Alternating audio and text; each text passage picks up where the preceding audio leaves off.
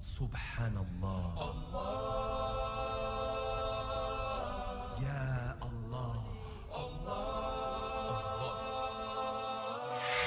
Allahu Akbar.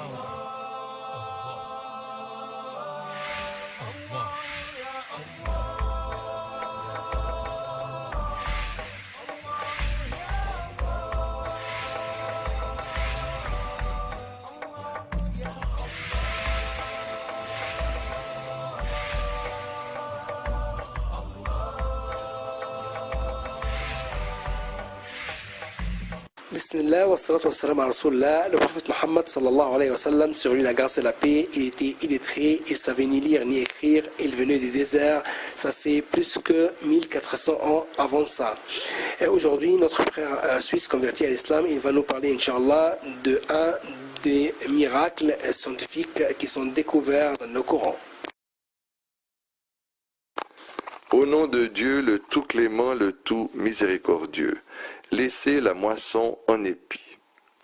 Il est dit dans le Saint-Coran, ô toi, Youssef, Joseph, le véridique, éclaire-nous au sujet de 7 vaches grasses que mangent 7 autres très maigres, et 7 épis verts et autant d'autres, secs, afin que je retourne aux gens et qu'ils sachent l'interprétation exacte du rêve. Alors Joseph dit, vous sèmerez pendant 7 années consécutives. Tout ce que vous aurez moissonné, laissez-le en épi, sauf le peu que vous consommerez. Viendront ensuite 7 années de disette qui consommeront tout ce que vous aurez amassé pour elles, sauf le peu que vous aurez réservé comme semence. Puis viendra après cela une année où les gens seront secourus par la pluie et iront au pressoir. Sourate Youssef, versets 46 à 49. La vérité scientifique. Stocker les grains en épis est un système fondamental de préservation de la production dans des environnements très hostiles. Ces directives englobent l'agriculture, les techniques de stockage et de préservation de la production, autrement les techniques de gestion de la production. Le docteur Abdelmajid Belabid et ses collègues de l'université de Rabat au Maroc ont fait une étude expérimentale sur des grains de blé conservés en épis. Ces grains restèrent intacts durant 2 ans, contrairement aux grains battus. Les résultats préliminaires montrèrent que 100% des grains en épis étaient restés en bon état, sans oublier que le lieu de stockage était un lieu ordinaire qui ne jouissait d'aucune condition climatique spéciale. Dans ce cadre, il apparut que les grains en épis perdirent une grande quantité d'eau et devinrent secs avec le temps, et ce, contrairement aux grains battus. Autrement dit, l'on se rendit compte que le blé battu était constitué de 20% d'eau, ce qui a un effet néfaste sur sa productivité, sa croissance et sa valeur nutritive, car l'eau favorise son pourrissement et sa détérioration.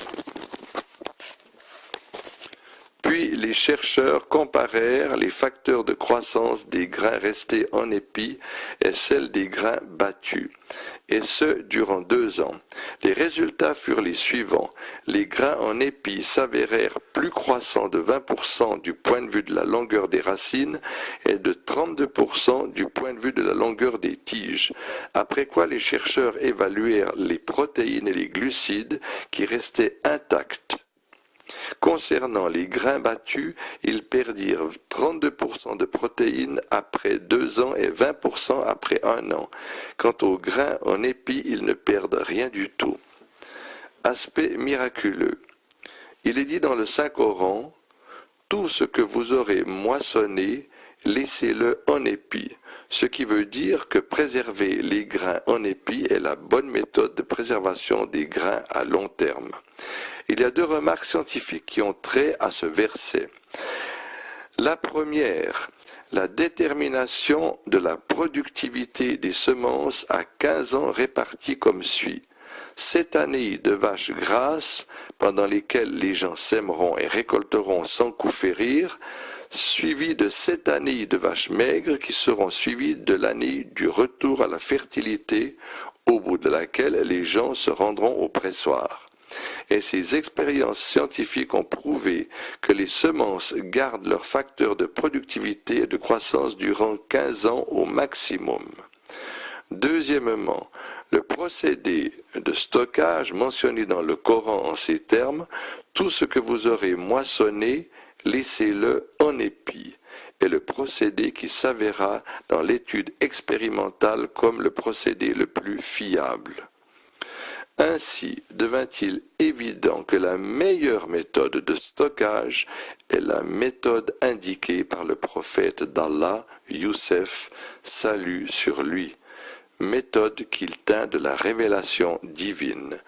Il va de soi que cette méthode était méconnue auparavant, notamment chez les anciens Égyptiens qui conservaient les grains après battage. Mentionner ainsi la bonne méthode est l'un des aspects miraculeux de ce verset coranique qui prouve encore une fois de plus la précision et la justesse des informations contenues dans le Coran et partant la vérité irrévocable que le Coran est une révélation d'Allah.